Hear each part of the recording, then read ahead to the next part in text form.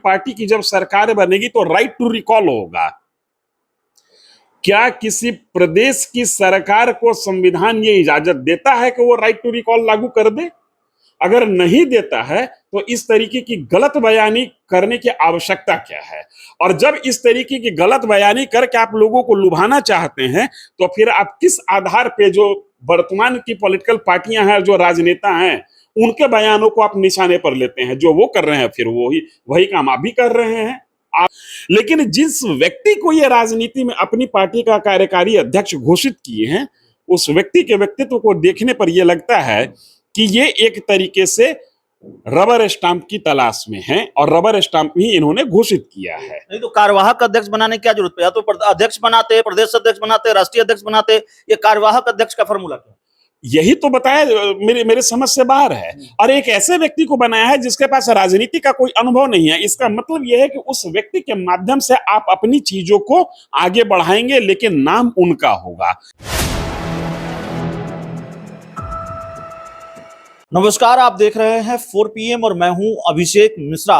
देखिए, बिहार में होने वाले विधानसभा के उपचुनाव पर बात करेंगे। 4 सीटों पर उपचुनाव होना है, इमामगंज, बेलागंज, तरारी और रामगढ़।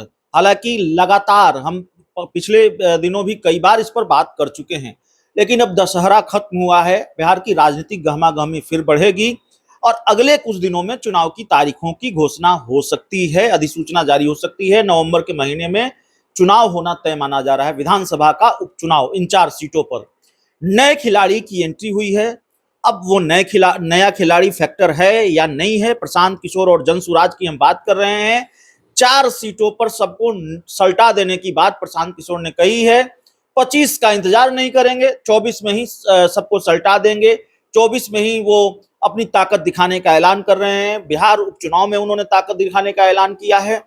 तो प्रशांत किशोर के पिटारे में वाकई कुछ ऐसा है जिससे वो ताकत दिखा सकते हैं। नई पार्टी बनी है और उसके 1 महीने बाद वो बिहार उपचुनाव में सबको हरा देंगे, बिहार उपचुनाव में सारी सीटें फतेह कर लेंगे। तो ऐसा क्या है प्रशांत किशोर के तर्कस में? ऐसा कौन सा तीर है? ऐसा क्या है प्रशांत किशोर के पिटारे में? हमारे साथ बिहार के जाने माने पत्रकार धीरेन्द्र सर हैं। सर के जरिए हम समझने की कोशिश करेंगे।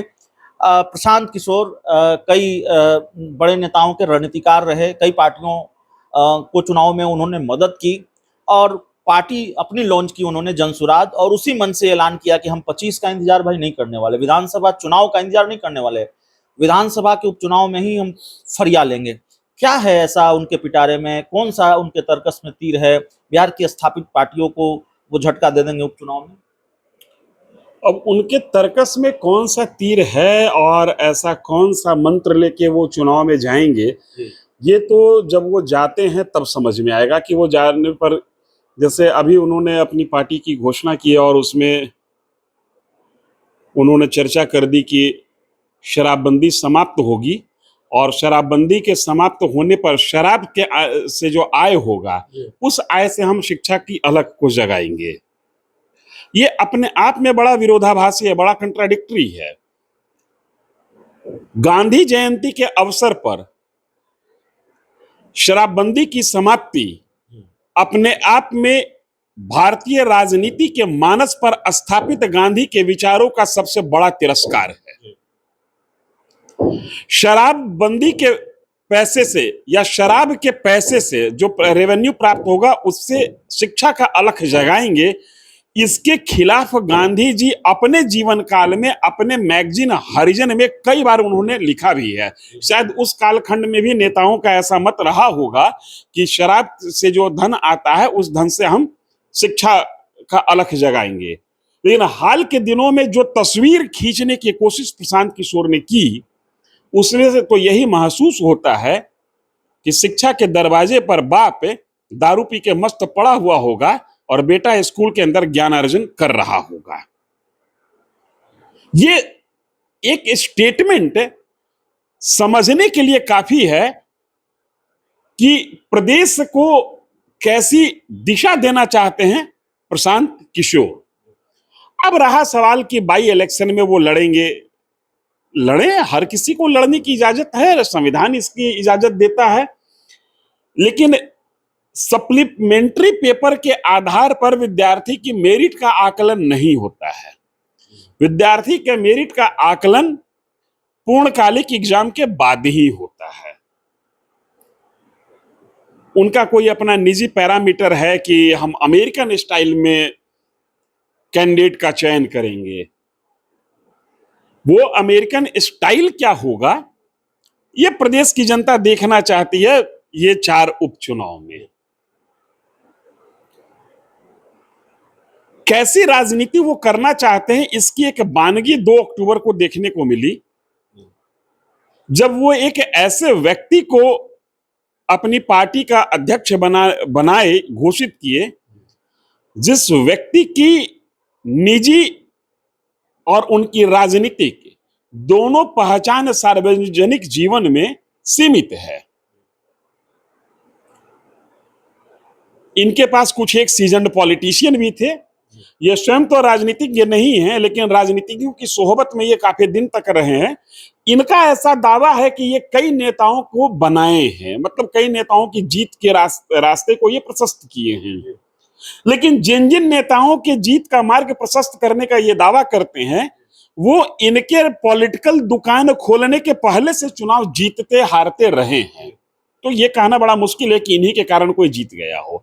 लेकिन जिस व्यक्ति को ये राजनीति में अपनी पार्टी का कार्यकारी अध्यक्ष घोषित किए हैं, उस व्यक्ति के व्यक्तित्व को देखने पर यह लगता है कि ये एक तरीके से रबर स्टाम्प की तलाश में हैं और रबर स्टाम्प ही इन्होंने घोषित किया है। नहीं तो कार्यवाहक अध्यक्ष बनाने की क्या जरूरत है? या तो अध्यक्ष बनाते, प्रदेश अध्यक्ष बनाते, राष्ट्रीय अध्यक्ष बनाते, ये कार्यवाहक अध्यक्ष का फॉर्मूला क्या? यही तो बताया, मेरे समझ से बाहर है। और एक ऐसे व्यक्ति को बनाया है जिसके पास राजनीति का कोई अनुभव नहीं है। इसका मतलब यह है कि उस व्यक्ति के माध्यम से आप अपनी चीजों को आगे बढ़ाएंगे, लेकिन नाम उनका होगा। तो ये इनका जो शैडो पॉलिटिक्स का जो बैकग्राउंड रहा है कि भाई हम नेता को आगे बढ़ाए, पीछे से हम रहे, आज भी वही चीजें दिख रही हैं। तीसरा एक बड़ा महत्वपूर्ण है कि 2025 में ही हम जलवा दिखा देंगे और 25 के पूर्णकालिक इलेक्शन में। हाँ। और लेकिन मुझे ऐसा लगता है कि अभी तो ये 243 सीट पर इनकी उपस्थिति भी नहीं है, इनके संगठन की उपस्थिति नहीं है। अगर जो ये कुछ जलवा दिखाने में कामयाब न हुए तो 2025 से लेकर 2030 तक पार्टी चलाना अपने आप में एक बड़ी चुनौती होगी। और आज की तारीख में भी बिहार के राजनीति के और देश के राजनीति के कई पॉलिटिशियन ये सवाल करना शुरू कर दिए हैं कि प्रशांत किशोर जो इतना बड़ा जलवा दिखा रहे हैं, सोर्स ऑफ इनकम है क्या? काम धाम के लिए पैसा कहां से आ रहा है? कहां से आ रहा है? अब ये सवाल अभी तक तो सिर्फ नेताओं की जुबान पर है, लेकिन आने वाले दिनों में ये मतदाताओं की जुबान पर भी होगा। फिर भी राजनीति है, संविधान सबको इजाजत देता है चुनाव लड़ने का, आप भी लड़िए। लेकिन जनता की जो अपेक्षा थी प्रशांत किशोर जी, वो आपसे वैकल्पिक राजनीति की थी।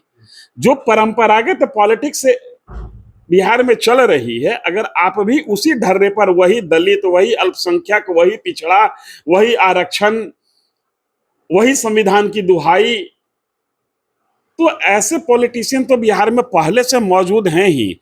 हम क्यों किसी से दोस्ती तोड़ के आपके साथ दोस्ती करें जब आप कोई नया रास्ता दिखाने के लिए तैयार नहीं होते हैं?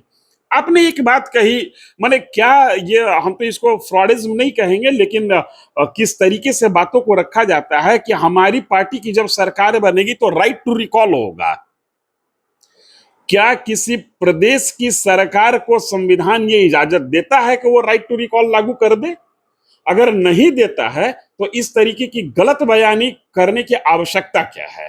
और जब इस तरीके की गलत बयानी करके आप लोगों को लुभाना चाहते हैं, तो फिर आप किस आधार पे जो वर्तमान की पॉलिटिकल पार्टियां हैं, जो राजनेता हैं, उनके बयानों को आप निशाने पर लेते हैं? जो वो कर रहे हैं फिर वही काम आप भी कर रहे हैं। आप में और उनमें फिर फर्क कहां रहा? जी।